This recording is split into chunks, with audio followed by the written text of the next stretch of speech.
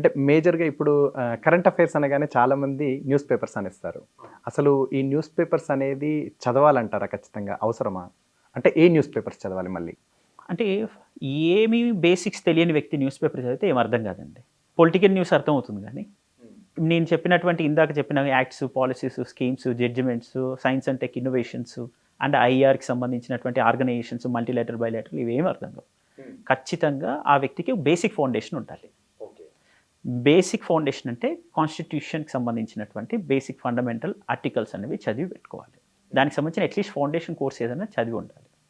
అలా ఐఆర్‌కి అంటే యూఎన్ ఆధ్వర్యంలో ఉన్నటువంటి వివిధ సంస్థలేంటి అవి చదివి ఉండాలి. ఆ బేసిక్స్ అవి ఎప్పుడు ఫామ్ అయ్యాయి? వాటి హెడ్ క్వార్టర్స్ ఎక్కడ? వాటి మ్యాండేట్ ఏంటి? అంటే వాటి ఫంక్షన్స్ ఏంటి? ఫంక్షనాలిటీ ఏంటి? ఇవి కొంచెం చదివి ఉండాలి. ఈ బేసిక్స్ తెలిసుంటే అప్పుడు వాటి ఆధారంగా వీటిని అర్థం చేసుకొని ఇంటర్లింక్ చేసుకోవడానికి అవకాశం ఉంటుంది. సో అలా మనకి బేసిక్స్ లేకుండా డైరెక్ట్‌గా న్యూస్ పేపర్ చదివితే అర్థం కాదు. బేసిక్స్ ఫస్ట్ డెవలప్ చేసుకోవాలి. అది డెవలప్ చేసుకోవడానికి మినిమమ్ 3 మంత్స్ టైం పడుతుంది. అది ఎగ్జామ్ స్టాండర్డ్‌ని బట్టి ఉంటుంది. గ్రూప్ 2కి అయితే 3 మంత్స్ పట్టొచ్చు. గ్రూప్ 1 లాంటి ఎగ్జామ్స్ సుదీర్ఘ ప్రయాణంతో కూడుకున్నవి. ప్రిలిమ్స్ నోటిఫికేషన్ 3 మంత్స్ తర్వాత ప్రిలిమ్స్ అవుతుంది. ఆ తర్వాత మెయిన్స్ ఇంకో 3-4 మంత్స్ తర్వాత, ఇంటర్వ్యూ ఇంకో 3-4 మంత్స్ తర్వాత 1 ఇయర్ జర్నీ ఉంటుంది. ఇంకా యూపీఎస్సీ అయితే ఆప్షనల్‌తో కూడుకున్న జర్నీ కాబట్టి ఒక 1.5-2 ఇయర్స్ ఉంటుంది. కాబట్టి మనం దాని ఆధారంగా ఎగ్జామ్ ప్రియారిటీని బట్టి గ్రూప్ 2కి అయితే ఒక 3 మంత్స్ ఫౌండేషన్ కోర్స్, యూపీఎస్సీ లాంటి వాటికైతే ఒక 1 ఇయర్ ఆర్ 9 మంత్స్ ఏదైనా ఫౌండేషన్ కోర్స్ అని కూడా అవసరం లేదు. ఎవరైనా ఒక ఎక్కడ మీరు జాయిన్ కూడా అవ్వక్కర్లా. మీరు అట్లీస్ట్ మీకు స్వతహాగా దానికి సంబంధించిన ఓరియంటేషన్ ఇవ్వగలిగేటువంటి సీనియర్స్, మెంటర్స్ ఎవరైనా మీ ఫ్యామిలీలో ఆ ఎగ్జామ్ క్లియర్ చేసిన వాళ్ళు ఉన్నా కూడా వాళ్ళు ఇచ్చిన గైడెన్స్ ప్రకారం మీరు చదువుకోవాలి. అంటే minimum NCERT books, government books చదువుకోవాలి. చదువుకున్న తర్వాత అప్పుడు కరెంట్ అఫైర్స్ చదవడం స్టార్ట్ చేయాలి. ఇప్పుడు మీరు ఒకటన్నారు. దీనికంటే ముందు ఇప్పుడు రాజకీయం అని అన్నారు. అవును. రాజకీయపరమైనటువంటి అంశాలు గానీ, క్రైమ్‌కి సంబంధించినవి గానీ, ఇంకా బిజినెస్‌కి సంబంధించి ఇట్లా ఈ అంశాలు గూడా అవసరమా? అంటే అవి కూడా కరెంట్ అఫైర్స్ కిందకొస్తాయంటారా? ఇప్పుడు మనకి నేను ఇందాక చెప్పినట్టుగా ఇప్పుడు పొలిటికల్ ఇష్యూ ఒకటి నడుస్తుంది. గవర్నర్ రోల్‌కి సంబంధించి. రీసెంట్‌గా మనకి గవర్నర్‌కి అండ్ ఇక్కడ ఉన్నటువంటి council of ministers headed by chief minister మధ్య ఏదో టసిల్ ఉంటుంది. ఒక ఆ కొట్లాట అనేది మన తెలుగు భాషలో తేలిగ్గా మనం అర్థం చేసుకోవాలంటే.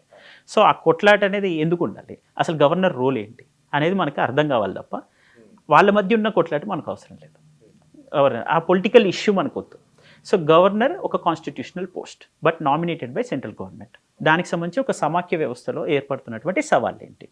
గవర్నర్ సెంట్రల్ గవర్నమెంట్ చెప్పినట్టు వింటే ఇక్కడ ప్రజలు ఇచ్చినటువంటి తీర్పు ఆధారంగా వచ్చినటువంటి ప్రభుత్వం ఏదైతే ఉందో ఆ ప్రభుత్వ నిర్ణయాలకి గవర్నర్ ప్రతిబంధకంగా కనుక నిర్ణయాలు తీసుకుంటుంటే అది సమాఖ్య వ్యవస్థని దెబ్బతీస్తుంది. అంటే కేంద్రానికి రాష్ట్రానికి మధ్య ఉన్నటువంటి సంబంధాన్ని దెబ్బతీస్తుంది. ఈ రకమైన కోణంలో చదవాలి. సో రాజకీయాలకు సంబంధించి అంతే తప్ప రాజకీయాల్లో గవర్నర్ వీళ్ళకి ఈ కౌన్సిల్ ఆఫ్ మినిస్టర్స్కి ఎందుకు పడట్లేదు, వాళ్ళ మధ్య ఉన్నటువంటి డిస్ప్యూట్స్ ఏంటి, సెంట్రల్ గవర్నమెంట్ వీళ్ళ మధ్య డిస్ప్యూట్స్ ఏంటంటే పొలిటికల్ డిబేట్ మనకి వెళ్ళకూడదు. ఈ అభ్యర్థి బ్యూరోక్రాటిక్ లైన్స్లో ఆలోచించాలి. ఉద్యోగస్వామ్య కోణంలో అంటే న్యూట్రాలిటీ, ఇంపర్సనాలిటీ, ఆబ్జెక్టివిటీ మెయింటైన్ చేయాలి. ఆ కాన్స్టిట్యూషనల్ మ్యాండేట్ ఏంటి, దానికి తగ్గట్టుగా వీళ్ళు వెళ్తున్నారా లేదా అన్నట్టుగా ఆలోచించాలి. ఎలక్షన్స్ జరుగుతున్నా సరే ఆ ఎలక్షన్స్కి సంబంధించిన సింబల్స్లో డిస్ప్యూట్స్ వస్తాయి. అప్పుడు ఎలక్షన్ కమిషన్కి రిప్రజెంటేషన్ ఆఫ్ పీపుల్స్ యాక్ట్ 1951 ప్రకారం ఉన్నటువంటి రైట్స్ ఏంటి, ఫంక్షన్స్ ఏంటి, అండ్ ఏ రకమైన డిస్ప్యూట్స్ని క్వాసి జ్యుడిషియల్ బాడీగా అంటే కేవలం ప్రతిదీ కోర్టుకు వెళ్ళడానికి ఉండదు. అది ఎలక్షన్ కమిషన్ తీసుకున్న నిర్ణయం అంతిమం. ఏ పార్టీకి ఏ సింబల్కి కేటాయించాలని వాటిని కోర్టులో సవాల్ చేయడానికి ఉండదు. అంటే ఇది పాక్షికంగా న్యాయతర అధికారం అనేది ఎలక్షన్ కమిషన్ కూడా ఉంది. న్యాయ అధికార పరిధి ఉంటుంది. అంటే ఇటువంటి రాజ్యాంగబద్ధమైనటువంటి కోణంలో ఆలోచించి రాజ్యాంగం ఈ రాజ్యాంగబద్ధ సంస్థలు కల్పించిన అధికారాలు ఏంటి, వాటి పరిధి ఏంటి అనే కోణంలో మనం చదవాలి తప్ప పొలిటికల్ డిబేట్స్లోకి వెళ్ళకూడదు. పలానా వాళ్ళకి ఈ పొలిటికల్ పార్టీకి ఈ సింబల్ ఇవ్వలేదు, అన్యాయం జరిగింది, ఇది జరిగింది, అది జరిగింది అనే డిబేట్స్లోకి మనం వెళ్ళకూడదు. అంటే మనం చూసే కోణం అలా ఉండాలి. అది సిలబస్ని మనం గట్టిగా చూస్తే, ప్రీవియస్ ఇయర్ క్వశ్చన్స్ చూస్తే మనకి కోసం మాత్రమే చూసే విధానం ఉండాలి. దానివల్ల 2 బెనిఫిట్స్ ఉంటాయి. అంటే ఈ పొలిటికల్ అనాలిసిస్ని కూడా వీళ్ళు ఆబ్జెక్టివ్గా చేయగలుగుతారు. అది కూడా బెనిఫిట్. అలా బిజినెస్లోకి వచ్చిన తర్వాత కూడా అప్పుడు మనం బిజినెస్లో కూడా ఈ జిఎస్టీలో వస్తున్నటువంటి పరిమితులు ఏంటి, జిఎస్టీ వలన రాష్ట్రాలకి ఏర్పడినటువంటి సవాళ్ళు ఏంటి, ఇది సమాఖ్య వ్యవస్థను ముఖ్యంగా ట్యాక్సేషన్కి సంబంధించిన సమాఖ్య విధానంలో ఏదైతే ఉందో అందులో వచ్చిన సమస్యలు ఫిస్కల్ ఫెడరలిజం అంటాం మనం. ఆ కోశపరమైనటువంటి సమాఖ్య విధానంలో వచ్చిన సవాళ్ళు ఏంటి, ఇలా చదవాలి. అంటే ఆ కోణం బిజినెస్ కోణంలో కానీ లేదా ఇక్కడ ఎంటర్‌ప్రెన్యూర్‌షిప్ స్కీమ్స్ ఏమున్నాయి, ఎంఎస్ఎంఈ సెక్టార్కి సంబంధించిన స్కీమ్స్ ఏం తీసుకొచ్చింది గవర్నమెంట్, ఆ ఉద్యమిత్వ లక్షణాలు ఎలా పెంపొందించడానికి ఏ ప్రణాళికలు రూపొందిస్తుంది, ఆ పాలసీస్ ఏంటి, ఇలా ముద్రా యోజన స్కీమ్స్ లాంటివి కానీ ఇంకా స్టార్టప్ ఇండియా, స్టాండప్ ఇండియా లాంటి స్కీమ్స్ కానీ, వీటికి సంబంధించిన ఫీచర్స్, ఆబ్జెక్టివ్స్, ఫంక్షన్స్, వాటి సక్సెస్ అండ్ ఫెయిల్యూర్ ఈ కోణంలో చదవాలి బిజినెస్ అంటే. అలా చదవకూడదు. అలానే ఆర్బీఐ తీసుకున్నటువంటి నిర్ణయాలు, ఆర్బీఐ తీసుకున్న నిర్ణయాల వల్ల ప్రైవేట్ సెక్టర్ మీద, గవర్నమెంట్ సెక్టర్ మీద వచ్చే ప్రభావం ఏంటి, బేసిక్స్ ఉంటాయి అందులో. CRR, SLR and repo rate, bank rate ఇలాంటివి ఉంటాయి. వాటిని తెలుసుకోగలిగితే ఇప్పుడు ఈ ప్రభావం ఎలా ఉంటుందో తెలుస్తుంది.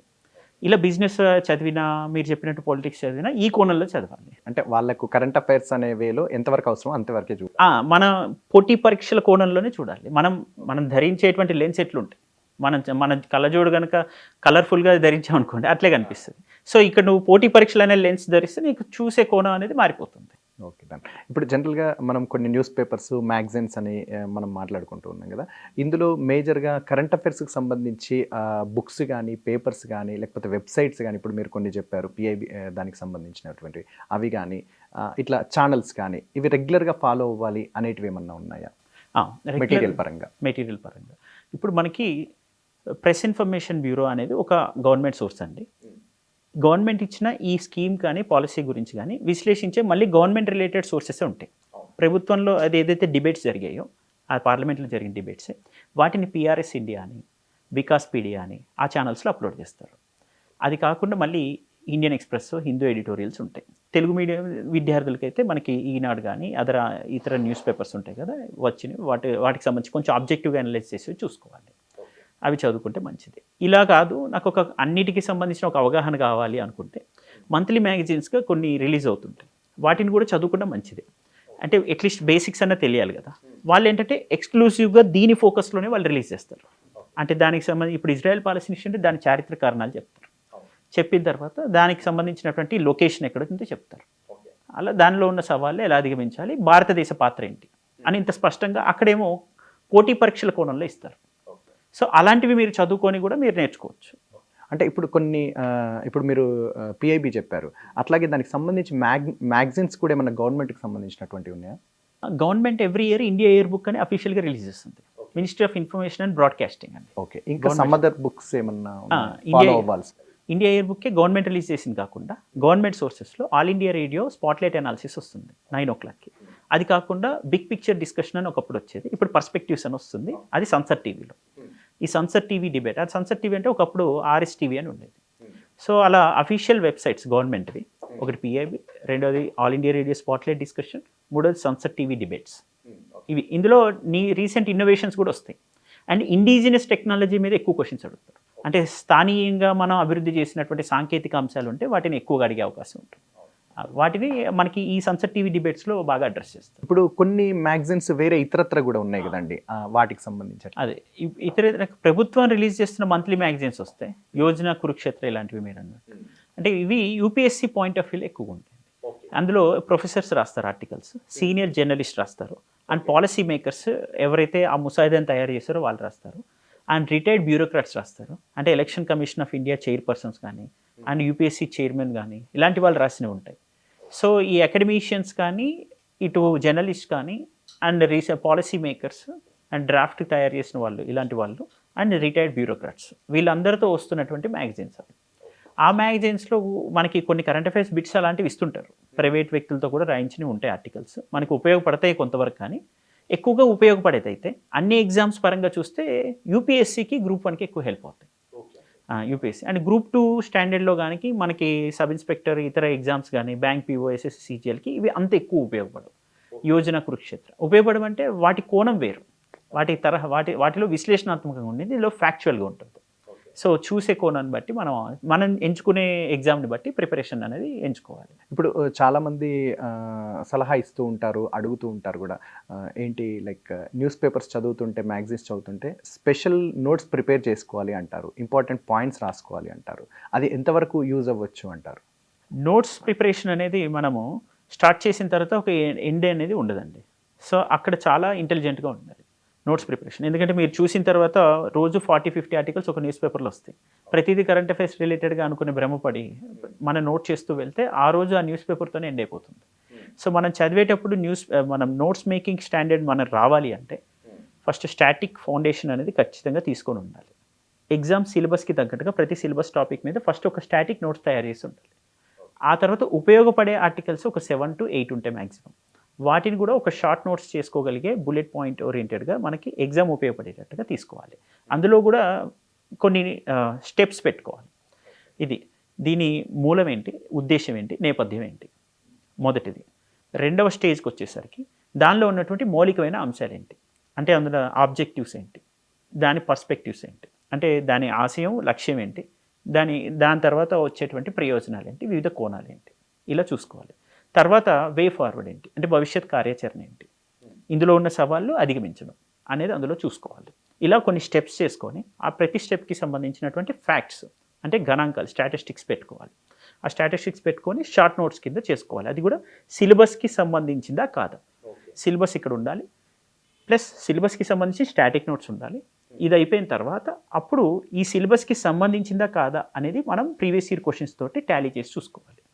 చూసుకున్న తర్వాత అందులో ఉన్నటువంటి పాయింట్స్ని ఈ స్టెప్స్గా మనం సింపుల్ నోట్స్ పెట్టుకోవాలి. అలా ఒక A4 షీట్లోనే ఆ 7-8 ఆర్టికల్స్ని మనం కుదించవచ్చు. అట్లా మనం మొత్తం ఒక 100 days బిఫోర్ నోటిఫికేషన్ ప్రిపరేషన్ చేస్తే 100 pages మించి నోట్స్ ఉంటుంది. అలా చేసుకోగలిగితే ఎగ్జామ్కి ముందు రోజే మొత్తం రివైజ్ చేసి వెళ్ళచ్చు. అది రిటైనింగ్ కెపాసిటీ, రివిజన్ కెపాసిటీ అనేది పెరుగుతుంది. ఈ నోట్స్ అనేది ఇంటెలిజెంట్గా ఉండాలి, స్మార్ట్గా ఉండాలి, ఎగ్జామ్ ఓరియంటెడ్గా ఉండాలి.